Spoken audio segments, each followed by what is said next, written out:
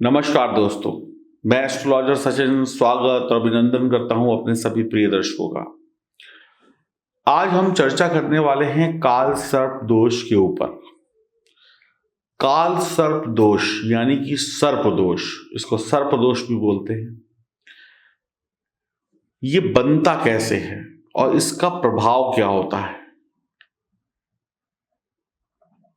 काल सर्प दोष को बनाने वाले दो ग्रह हैं, राहु और केतु। राहु जो है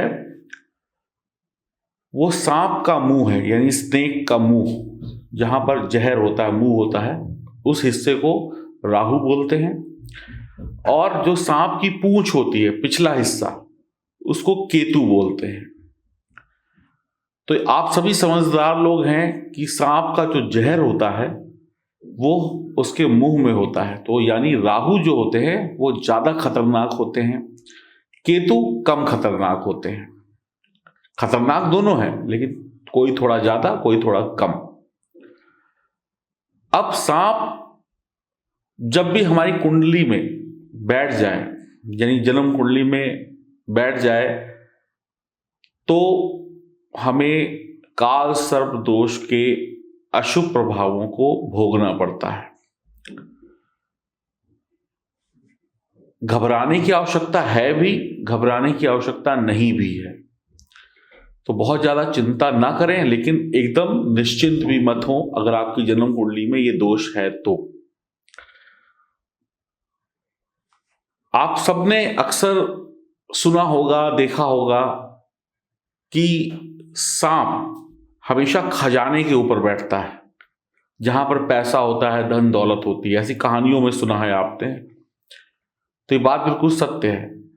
तो आपकी जीवन की जो खुशियां हैं, आपके जो खजाने हैं, आपको जो सुख संपत्ति, धन दौलत मिल सकती है, खुशियां मिल सकती है, उस पर अगर सांप आकर बैठ जाए तो फिर आपको कुछ नहीं मिलेगा।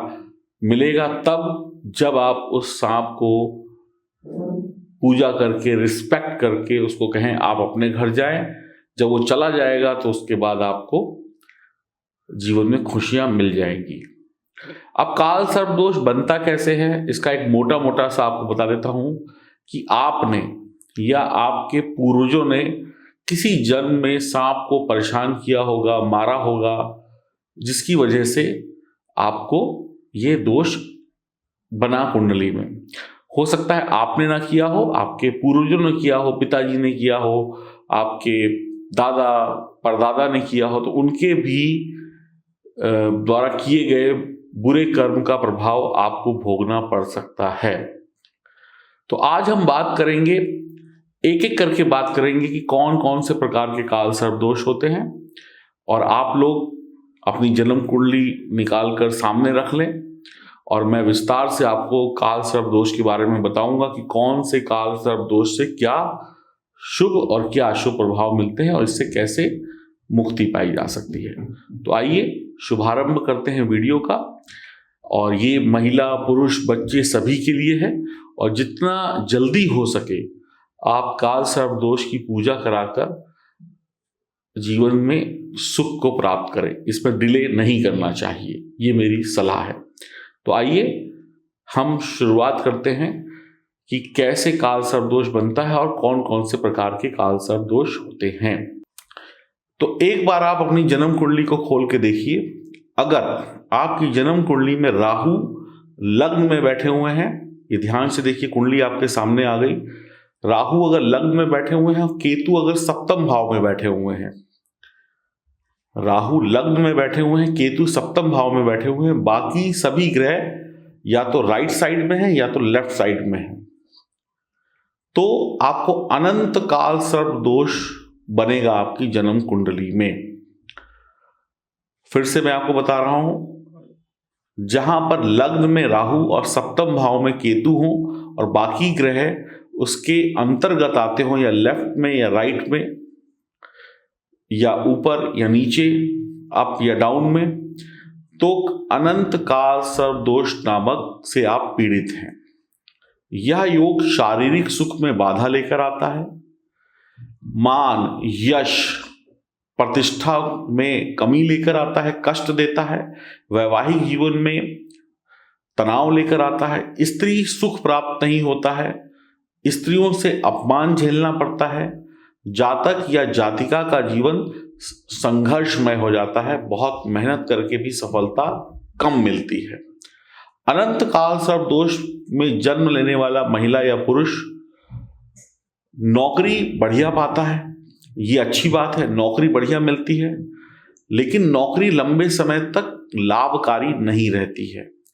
जीवन के पूर्वार्ध में धन प्राप्त होता है, यानी कि जब आप जवानी के टाइम पर होते हैं तो आपको थोड़ा बहुत धन प्राप्त होता है। जैसे जैसे उम्र बढ़ती है वैसे वैसे धन की कमी होती चली जाती है। और मैंने कहा नौकरी तो मिल जाती है, लेकिन नौकरी लंबे समय तक टिकती नहीं है, या फिर उसमें बेनिफिट नहीं मिलता है, या फिर तनाव में नौकरी चलती है। तो जैसे जैसे उम्र बढ़ती है धन की कमी होती है, टेंशन बढ़ती है, और परिवार में सुख की कमी होती है। पति पत्नी में बेहद तनाव हो जाता है। जातक या जातिका के शरीर पर इसका सबसे ज्यादा अधिक प्रभाव पड़ता है, क्योंकि लग्न में जब ये बनता है तो समझ लीजिए कि पूरा जो आपका व्यक्तित्व है, पूरा जो जीवन है, उस पर सबसे अधिक इसका प्रभाव पड़ता है सर पर, और शरीर के एक एक अंग पर इस काल सर्प दोष का अशुभ प्रभाव पड़ता है।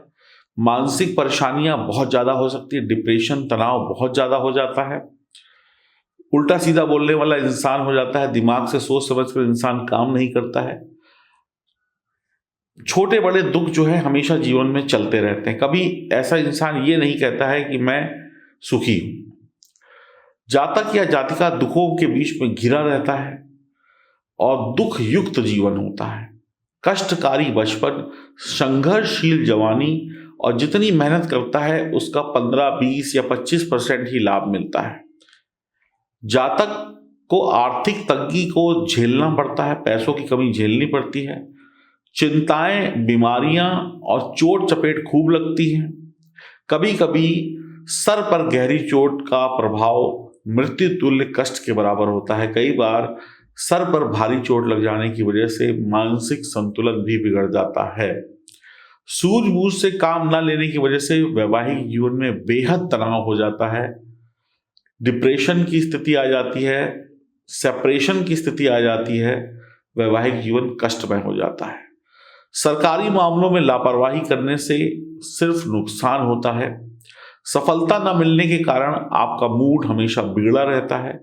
जातक या जातिका को हमेशा तनाव रहता है। हमेशा ये लगता है कि मैं ही जीवन में पीछे रह गया या रह गई, बाकी सब आगे निकल गए। खुद के जीवन को वो दुर्भाग्यपूर्ण समझता है। खुद को कई बार अनलकी समझकर कोई गलती कर बैठता है या कर बैठती है। तो अनंत काल सर्प दोष अगर आपकी जन्म कुंडली में बना हुआ है या आपके परिवार के किसी सदस्य की कुंडली में बना हुआ है, तो इसके उपाय को जरूर करें। इसके निवारण के लिए विधिवत पूजा होती है। तो आप लोग जब तक पूजा नहीं करा सकते हैं तब तक आप भगवान शिव की आराधना करके इस दोष को थोड़ा सा हल्का कर सकते हैं, लेकिन इसका परमानेंट इलाज विधिवत पूजा है। तो आप में से जिस जातक या जातिका की कुंडली में ये दोष बन रहा है, तो ये विशेष विधिवत पूजा विशेष स्थान पर होती है। ऐसा नहीं है कि आपके घर में या आपके हर शहर में हो जाए। इस पूजा का विशेष महत्व जो है वो त्र्यंबकेश्वर में है, विधिवत है। और आपकी जन्म कुंडली में कई बार ग्रहों की स्थिति इस प्रकार से होती है कि सिर्फ काल सर्प दोष की पूजा से काम नहीं चलता, पितृ दोष की भी पूजा करानी होती है, नारायण नाग बलि भी करानी होती है। तो इसके लिए आप जल्दबाजी ना करें, दिए गए नंबरों पर संपर्क करें। हम आपको बताएंगे कि आपको किस प्रकार की पूजा करानी है, कब करानी है, और कैसे आपके जीवन में काल सर्प दोष सुख लेकर आ सकता है। तो आप लोग डरे नहीं, लेकिन उपाय जरूर करें। तो अपनी जन्म कुंडली की विवेचना और काल सर्प दोष से मुक्ति पाने के लिए आप दिए गए नंबरों पर संपर्क कर सकते हैं। हरिओम, नमस्कार।